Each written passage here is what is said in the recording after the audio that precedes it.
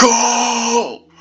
Call! Come here. Your boy Rick Grimes is gonna talk about the apocalypse because you need to know that everything, Carl, everything Shane and your very annoying mother and even Daryl told you is wrong. All of them don't see what the truth about apocalypse is. And yes, Daniel Schmachtenberger doesn't see it either. Only I do, Carl. Only I do. Your boy Rick Grimes. Many people watch shows, play video games, read books, listen to podcasts, watch YouTube videos, read articles and just think about an apocalypse. Yeah, and I know, Carl, they are a bunch of smelly nerds, but stick with me. First of all, we have to define an apocalypse. An apocalypse is an event involving destruction or damage on a catastrophic scale. Basically, the collapse of a society. You might think the only place where you can experience an apocalypse is in those shows, video games and books. But actually, you can just get a plane ticket and go to the apocalypse right now. Just go to Yemen, Somalia, South Sudan, the Democratic Republic of the Congo, Liberia, Syria or Iraq, and many, many more. In all these countries, society has basically broken down completely.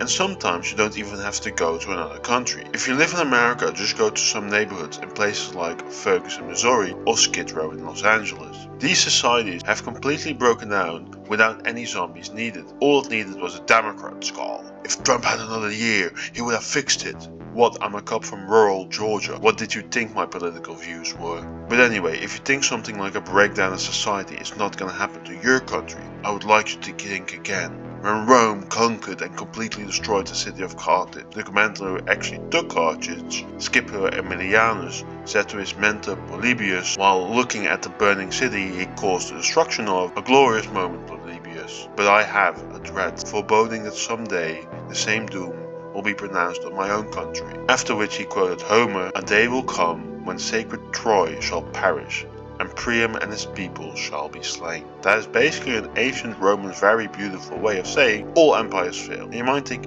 hey, but I don't live in an empire. To which I say, look at your phone. Think about the African 11-year-old child who mined a cobalt in that phone for $1 a day, or the 7-year-old Malaysian girl who put it all together for 10 cents an hour. All so you can do things like watch some stupid videos, except this video, completely worth the suffering of all those children. But anyway, if you don't call that a product of imperialism, I don't know what is. Besides that, if you can't think of any reasons why a society might fail, here are a few.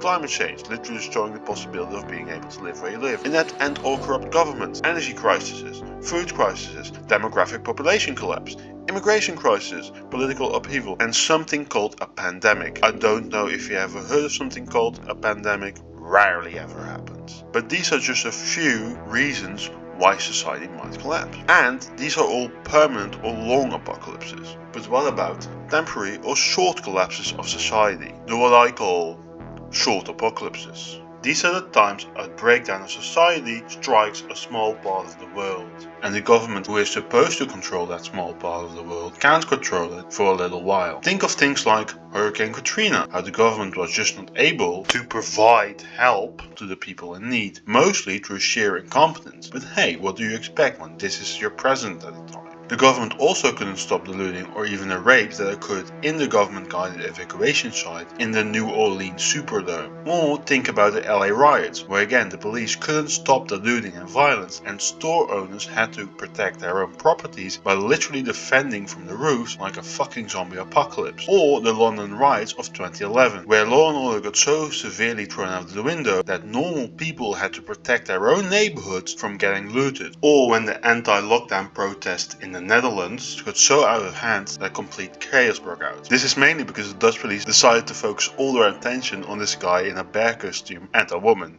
proving that police brutality is not just an American thing. All of these instances are temporary collapses of a civilized society, which show that they happen all the time. So now you understand the apocalypse will eventually come. Maybe it will only last a little bit, maybe a little bit longer, or maybe for a long time. But it will come.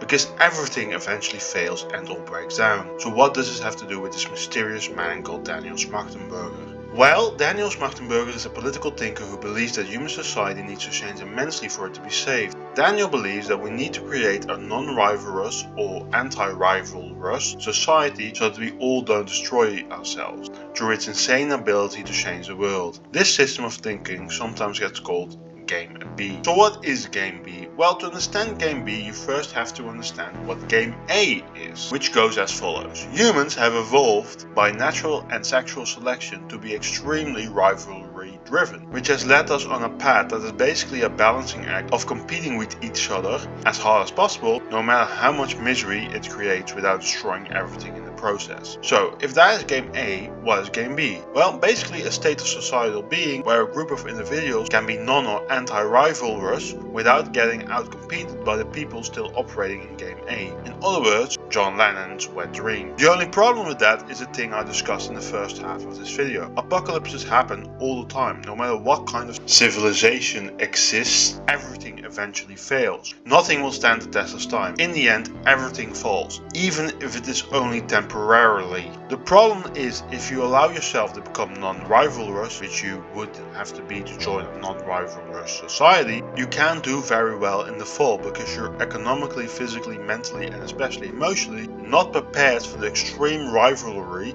of an apocalypse. How do you think a bunch of people out of a non-rivalrous society would have done in the Yugo Wars or Hurricane Katrina? You know how crazy the Yugo Wars were? Just listen to the crazy fucking music these bastards, mainly the Serbs, made. Moje tata, zločinac iz rata. Moje tata, zločinac iz rata. Vi se potrudite, pa ga osudite. Vi se potrudite, pa ga osudite. Nema niko muda. Are you sure about that? Nema niko muda, da vodi ga do suda.